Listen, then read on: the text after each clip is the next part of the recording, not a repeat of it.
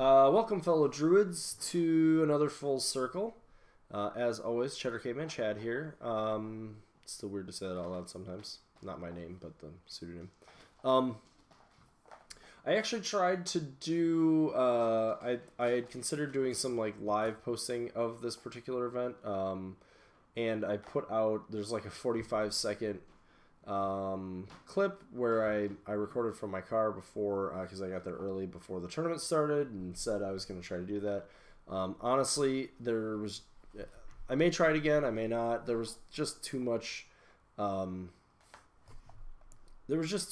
really going on, and it just didn't quite feel right. I didn't really have the time. I didn't really know how everybody else at the tournament was going to feel about it. I didn't really want to get distracted while doing it. I didn't want to have to go outside. So I don't know. That may not be a thing that happens. I also had a massive headache on my way home, where I might have actually done it at that time. But yeah. So but regardless, I still want to talk about how the event went. So this was, I think, event 3 in their Super Series, or I forget exactly what they're calling it, but they have like a series of events up at the Milwaukee Shopping Games Universe, and you get points or something. But mostly it's just fun steamroller events as per usual, and I wanted to go play some more machines. So I talked about this in the little preview video, but I've decided, at least for the time being, to set Una 2 aside for a little bit. I feel like she is good into many matchups, and I feel like the list I was playing is good, but I felt like the pairing I was bringing to events was not really quite working out the way I wanted it to, and there's a variety of reasons for that. I may talk about that at some point, or maybe later in this video. And I've really been doing some thinking about playing pivot sweepers. I've talked to a few people about lists. And at the moment, much as I kind of would like to be playing another list, I felt like, at least for the time being, that I was going to pair Kruger 2 with Bradigus, both in Bones of Orboros. I'm not entirely convinced that you have to do that if you go to an event. I definitely have played around with the notion of Chromac 2. I've definitely been brainstorming actually a lot of things, and it sort of depends. I think there's a lot of options out there, and I think there's other options in Bones as well. Certainly the obvious ones of Wormwood and Baldur 2, and then I think you've got like possibly Mosar, possibly Tanith, Baldur 1, and that sort of thing. So anyway, be that as it may, I went with Bradigus this time. I felt like he gives me some of that same alpha that Una has, which is important because usually there's at least one Grymkin player. And I guess I said I was going to talk about this, but I'm going to real quick. So the thing I was finding with the Una 2 list was that Griffins were getting to be a little bit too easy to deal with. And I was also having trouble with either list chicken or with not being able to, how do I want to phrase this? Not being able to deal with a certain level of armor. So I could go with, there's a few other Una builds that are out there. I know a fellow named Eric. I think he lives in the New York area somewhere, or out in New York State. I'm not positive. I know he likes to play like 10 Griffins, a Pureblood, and a Gorax, I think. And he has success with that. There's the build with the 7 Griffins, 2 Purebloods, 2 Goraxes. I actually debated the Storm Raptor build that I've played, taking that back out, so that's 7 Griffins, a Gorax, Storm Raptor, and support. And those lists will sort of shore up the issues to a degree that I've had with armor. But I was not entirely certain that Crix wasn't going to continue to be a problematic drop. And so, as a result, Bradigus is kind of where I've settled. Like I said, I think there's more out there. Part of the thing here is that I had presently not felt a ton of specific inspiration, and combined with my inability to get in enough good practice games to really test something that was outside of a little bit of the norm, I felt like I would go this route. So this may be my pairing through WITC at this point, just because I don't know how many games I'm going to get in, how many other things. I'm probably going to start practicing another list for Champions, though. Anyway, so the list I brought was the Kruger 2 list that I've been playing, so that's got the Megalith, the Wardens, the Weirds, the Fulcrum, Stones, Linus Andrea, and support Blackclads. And then paired that with Bradagus, triple Wold Guardian, quad Wold Watcher, support Blackclads, Sentry Stones, Shifting Stones. Yeah, so that's the pairing I went with. Round 1, I get paired up against a fellow named Nicholas. We've played before. He's been rocking a Striker 1, Double Colossal, and Nemo 3 pairing for quite a while. And this is a pretty interesting situation. So I'm in a place where I'm pretty confident he has to drop Striker 1. He cannot drop Nemo 3 into Kruger 2. So then I'm in the driver's seat as far as list chicken goes here. And sort of debated, like, well, is it Kruger 2 or Bradagus going to be better? He has a lot of guns, and in his Striker list, he still had, I think, 3 Fireflies. So I'm like, well, their guns are dead.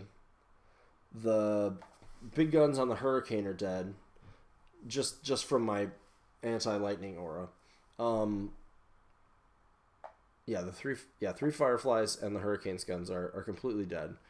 Striker has to play very safe. This is on Recon 2. Striker has to play incredibly safe, and so I opt to go with Kruger 2.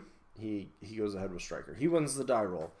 In this particular case, that's actually a very important aspect of how this game plays out. If I do get the chance to go first and take a significant amount of table space, it's a big problem for him. But since I do make one mistake though. I should have kept my Shifting Stone, both units of Shifting Stones, back farther, or somehow, yeah, and possibly even position such that I could shield guard them with my Wold Guardian. Because with Snipe, the Stormwall can actually shoot threat, and it's 18 plus 5, so 23 inches, and he gets +2 and I get +2, so he pretty easily is able to shoot into the deployment zone. I lose 1 stone out of one of the units pretty right away. The other unit was, because like there's a building in the middle of the table, it was pretty safe. So that happens, but so he moves up. He advances with his Stormwall. He runs with his Hurricane. As a result of running with his Hurricane, he's within an easy 17 inches of one Woldweird, and he's within 19 of the other one. And the other one is going to be somewhat shielded by a building if I want to use him to shoot the Hurricane. So I do. I don't have Wraithbane, obviously, but he's got Arcane Shield up on it. I do fully, my dice are pretty good, or probably very good. I didn't run the numbers here, but I do fully half of its grid, so I do 28 damage to it. Everything else kind of moves up. I TK the one weird that was in his charge range back, and sort of just position for the next turn. Try to keep things as safe as I can. Get my Shifting Stones in a place where they're hopefully helpful, etc. He decides on the and this turn pretty much decides the game in my opinion. So he decides on the next turn. He walks up. He repairs his Hurricane as much as he can. So he repairs it probably for something in the mid-teens. I want to say. So left a little bit of damage on it. And I assume he's going to feat here because basically why wouldn't he? I suppose he's maybe hoping to feat second. Which is generally good if you both have defensive feats to be the second person to feat, because just how the game flows. We'll talk about that some other time. But so instead, what he does is he puts the two fireflies that I presume in his head. He's like, these are pretty much not going to be useful in this matchup. He puts those two like in the charge path that I would have to get onto the Hurricane. So, but what this is going to do is certainly give me 1 point on my flag. He doesn't have anything on his flag. No other points are going to get scored. I'm playing Kruger. He pretty much has to concede the fact that I'm going to get that flag anyways. But as a result of doing that, I'm easily going to be able to shoot him with both weirds again. And he didn't feat. And like I said, I expect him to feat here. And I believe his thought process was that if he doesn't, and we talked a little bit, and I'm not totally remembering, but I think he's thinking if he doesn't, then he's going to get a much better turn than after that to feat. But as a result, my Woldweirds again take him back to half his grid or a little bit more than. And then if I can clear the Fireflies out of the way, I'm going to be able to put Earth's Power Megalith, and I hit a Hunter's Mark. I'm going to be able to put an Earth's Power Megalith onto the Hurricane. So I port up, because there's a house kind of in the middle, so I'm able to port up a Warden behind it, but in such a way that I'm not giving the +2 bonus to the Firefly that's there. I gave him Earth's Power. I just boosted I think the way this one worked out is I boosted my first initial, dice +2, I knocked out his movement, so I hit another attack, dice +2, hit another attack, dice +2, or hit the combo smite, or sorry, chain attack smite, knocking both Fireflies down. I forgot to roll collateral actually in the other one. I killed the one Firefly, I TK'd the other Firefly backwards and out of the way of Megalith. Megalith gets Earth's Power, he goes in, leaves the Hurricane on 4 boxes, which is like 3 less than, I don't know if expected is sort of weird here, but it's 3 because I shouldn't really miss an attack, but 3 less than average. And then I look and I realize I'm able to actually use the Fulcrum to shoot him with the Fireball gun, and then if I TK him back with Kruger's Feet, the Stormwall's not even going to be able to charge it. So that's the way that plays out. Kill the Hurricane. I'm able to score that zone. No, I'm not. There's still a Firefly in it. I score the flag, like I said. Everything is minus on speed. So his Stormwall's pretty ineffective. He's able to get his Junior up. Wait, let me back that up.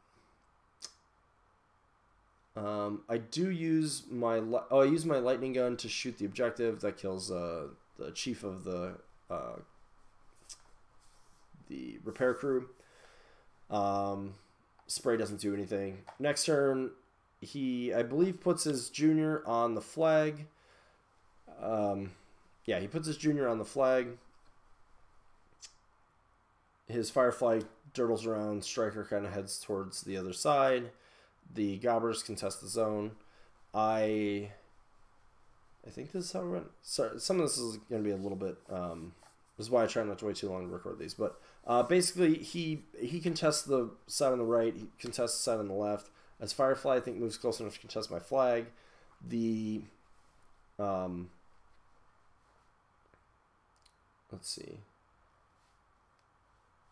I'm trying to remember the order of what happens. At this point, so I'm losing track of what exactly went down each turn. But basically, the next turn, I used the Fulcrum to...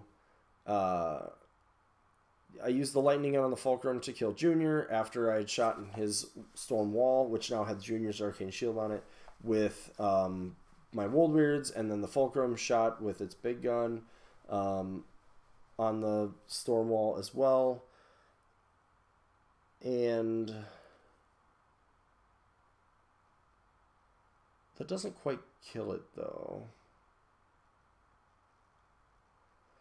Yeah, I don't remember exactly how this all goes down, but basically, I put a bunch of shots into his Storm Wall, kill Junior so he can't make it any stronger.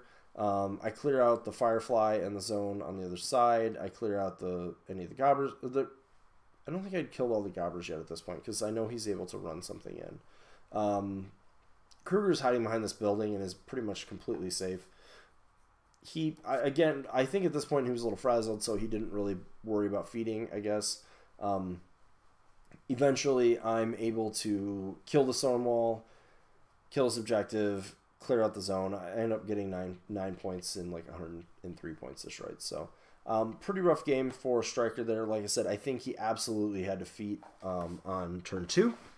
We also talked, he pointed out that if he had kept his Hurricane back just a little bit so that I couldn't get the easy 17-inch shot on him and then put that Weird in charge range so he can charge the Weird so he gets that killed, then he feats, is potentially a strong place. A Blur was up on Striker most of the game, so being able to get a kill on him was always going to be pretty dicey.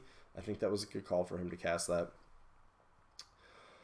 So that's how round 1 went. Pretty good round. Round 2, I get paired up against Adam, who's actually he's a manager of the store there. He plays a lot of miniatures games from what he tells me. I'm only up there for tournaments, so really nice guy. He's playing Grimkin. And I know he won round 1. He sounded surprised, so just to give a clear understanding of what I was presented with. Seeing Grimkin, I'm pretty much always going to default to thinking Bradigus is going to be the best drop. I'm going to hit hard enough and out-threat him enough that I don't think what they have defensively is going to save them. And, yeah, I didn't see any... Unless for some reason I see like a double bump list and it doesn't have Old Witch, this is probably the route I would go. So he's got Wanderer and... Dreamer? No, Wanderer, King of Nothing. He drops Wanderer. I get the first turn. I run basically to the midline of the table with as many things as I can. He gingerly advances. I'm not really in a place... There's a gigantic forest in the middle of the table, which is actually slightly detrimental to me in this matchup. I sort of looked and was wondering, like, if I can't get... I could probably get 2 Guardians in interesting places, but not the 3rd, and I think I expose too many, and even getting Synergy up is going to be kind of a pain in the ass, so I decide to wait. So I actually kind of backed up a little bit, didn't really attack anything. I tried to kill some Gremlin Swarms, that's pretty much it. He hasn't played the matchup, he doesn't really know what Circle does, they don't really have a Circle player, and I think they have maybe 1, and he's not even playing that stuff. And yeah, as a result, he kind of just runs things. Well, he doesn't really run, but he sort of like runs things towards me. He tramples with his Skinnamones to try to kill Wold Watcher, and that's just the math on that is pretty awful. And even if he does, I'm fine trading 1 Wold Watcher for Skin to be able to easily attack Skinnamones. So he does that. I proceed the next turn to kill. I think he had 3 Skinnamones. I killed 2 of them, and the Death Knell and his Light without feeding. At that point, I don't necessarily want to go into... This was in Spread the Net, so at that point, he's in a pretty bad way. I think I scored 2 or 3 that turn. He didn't score any. I'm able to clear out flags the next turn, or clear out enough zones the next turn to score enough to get up and win. So, he scored 1 on the bottom of 2 because he went second. So that's my round 2. Again, great opponent, fun game. He plays, like I said, he plays a lot of different games, so I know he doesn't dedicate. War Machine, and this is his words, and I agree with him. War Machine's definitely a game where you're not just going to like casually roll up and sort of just roll dice and have success, usually at a tournament like this, and that's okay. Different games for different sorts of situations, so... that takes me to round 3. This is against Dan Wasmer. He's brought Crix. And Dan's actually a very good player in general. So not somebody I want to be light on the respect for what he can do. He's got Denegra 2, and he's got Asphyxious 1. Asphyxious is in Scourge of the Broken Coast, and Denegra is in, what is that one called? Black Industries. In hindsight, I honestly should have thought more about this pairing because he realistically can't really drop Denegra 2. She doesn't have a feat. She can't really cast any spells at me. Her spells only marginally help anyways. I'm going to get the alpha. I have magic weapons. It's just terrible for him. The Asphyxious list, even if he can't necessarily land a Parasite, he's going to be able, into Bradigus that is, He's got Satixis, who can definitely get there. He's got Scything Touch, which he can apply. He's got the Blood Hag, who can also apply Dark Shroud, so he's got some swing there. He's got Hellfires, which he can use to scalpel things out, really, because I can't stop spells at my support models. But I dropped Bradius because I know a lot of folks have talked about how Bradius is good into all of Crix, and because just in case he dropped Denegar, I just didn't quite feel like I was going to have the tools to deal with it with my other lists because of all the guns.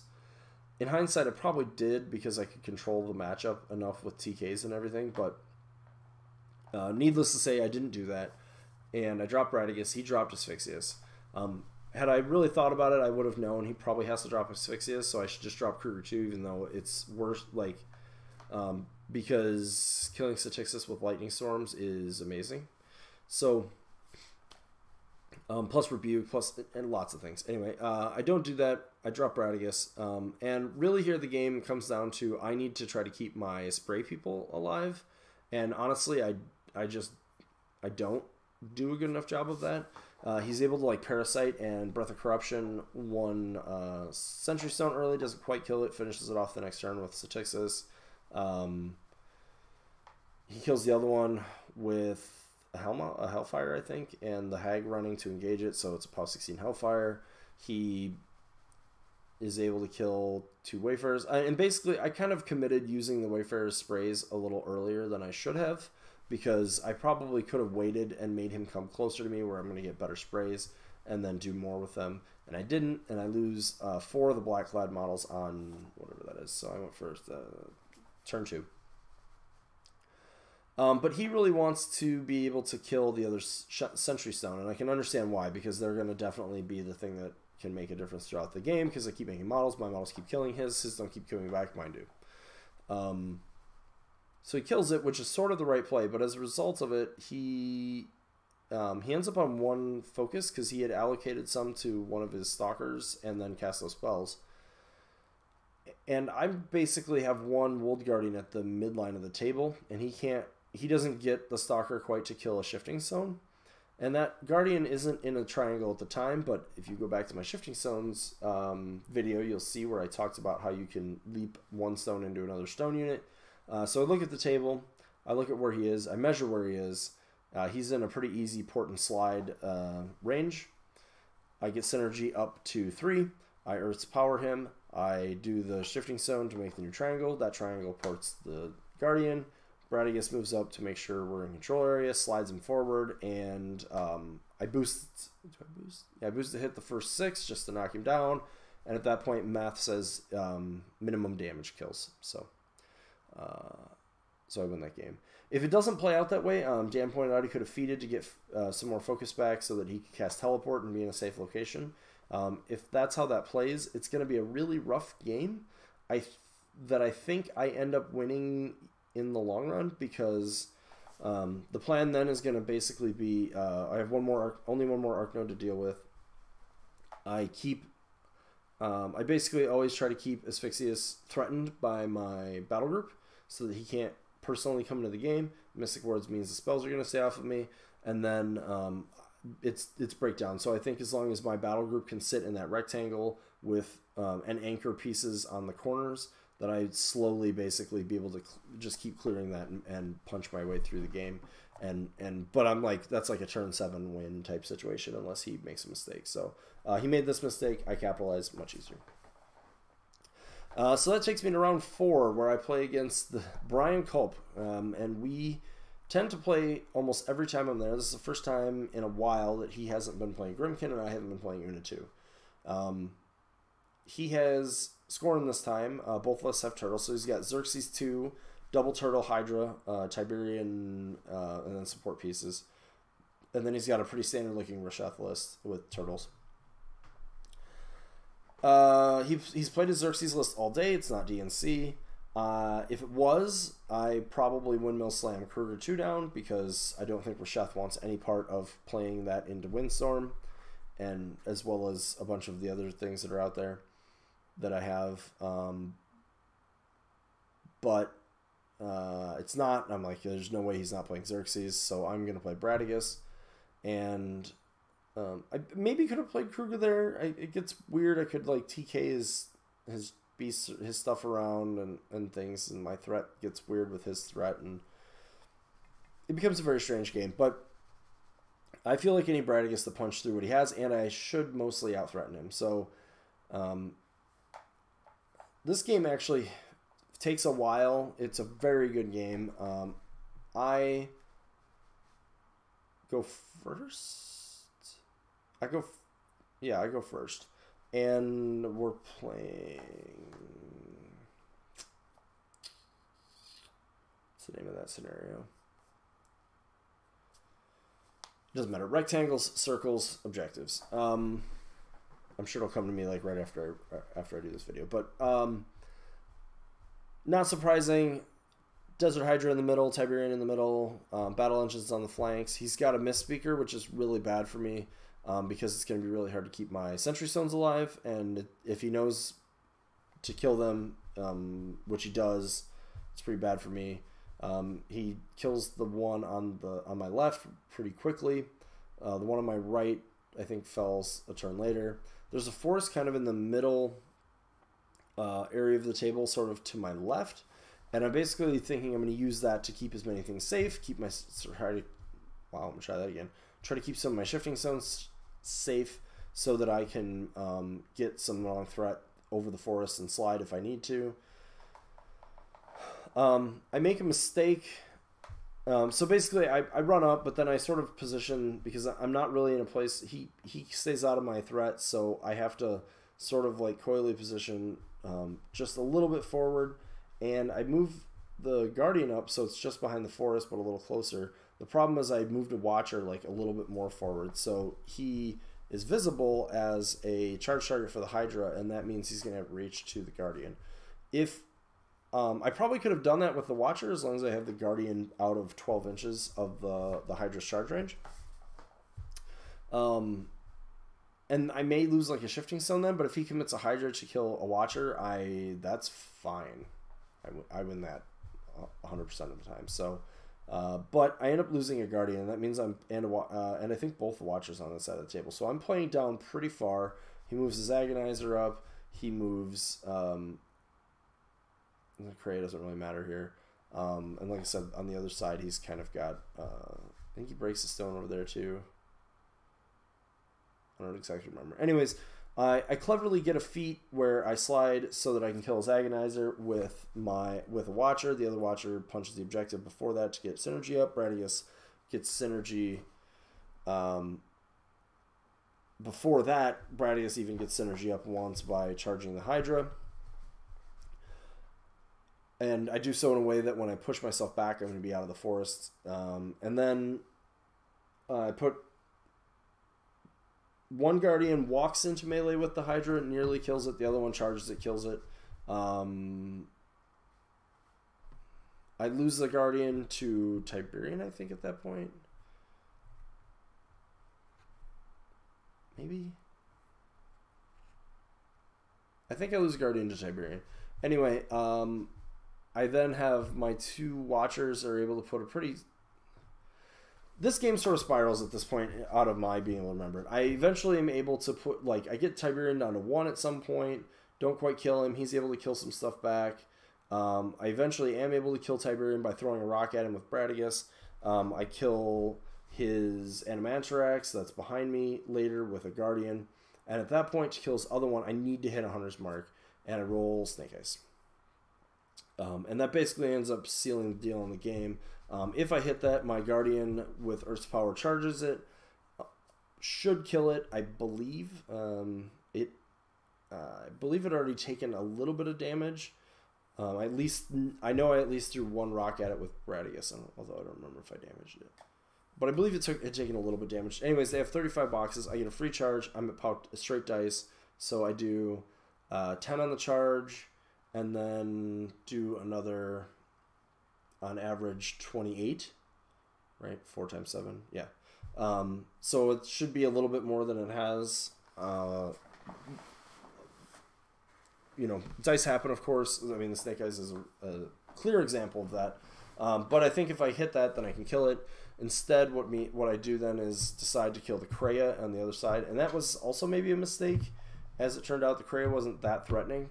What I didn't see was that he could charge me with, and I only had one Fury on the Guardian, but what I didn't see was he could charge me with his Beast Handlers, and by doing so, he puts 2 Fury on my Guardian. That means when he charges Bradigus with the Turtle, that I don't have, I have 4 Fury, but I functionally have no transfers, so, and he kills with the charge attack, actually, as a result. His dice were really hot on that roll, but, my dice were pretty average. It's just that one very, very important roll, didn't go my way. Earlier on, I did not need to, if I don't give him that Guardian with the Desert Hydra, I should still be in a very commanding position. So, congrats to Brian. We've played, I think, 6 times, and so this is the first time he's beat me. So, and he's certainly been on a pretty good run. I think he won the last tournament that was here in Chicago. He came down to as well. So, congrats to Brian. He played it pretty well. Yeah. Don't really have much more to add. I thought it was a good game. And overall, with this tournament, one of the things that I really liked about it for myself was I really felt like for a little while I've been kind of out of a few events and I've just not really been happy with how I performed. I wasn't really happy with how MuseCon went. I wasn't really happy about how AdeptiCon went. I haven't been happy about how a couple local tournaments of Milwaukee and Chicago. Well, the Chicago one's been fine. A few of the Milwaukee events have gone. Actually, even the Chicago one I didn't feel super about. And I felt really good after this tournament. That loss, I felt like I knew what I needed to do. Against Dan, I felt like I immediately knew some things that I should have done. And I just need to be able to execute on those later. And I think we'll be great. So I feel good about the pairing. I think my experimenting, like I said, is more going to be probably for champions pairings, probably leaving Kruger mostly alone. And I have a few other like random things I may throw on the table, but that's where this is at for now. I know I don't know exactly when the Tharn news will hit, so this may be the pairing for a while. Anyways, as always, great event up there. End up 4th. Strength schedule was not on my side. I think most of my opponents went 1 and 3, or 2 and 2. So yeah. Anyways, good event. Bones is still pretty strong. I think I would love if I had more practice into Scorn, actually, because dealing with turtles is pretty frustrating. Even though I think that it is doable. Anyways, as always, if you enjoyed the content, please join the conversation on Facebook, Discord, hit the thumbs up on the video, throw comments out here. If you have any questions, hit me up on any of those places I just mentioned. And as always, thank you for watching.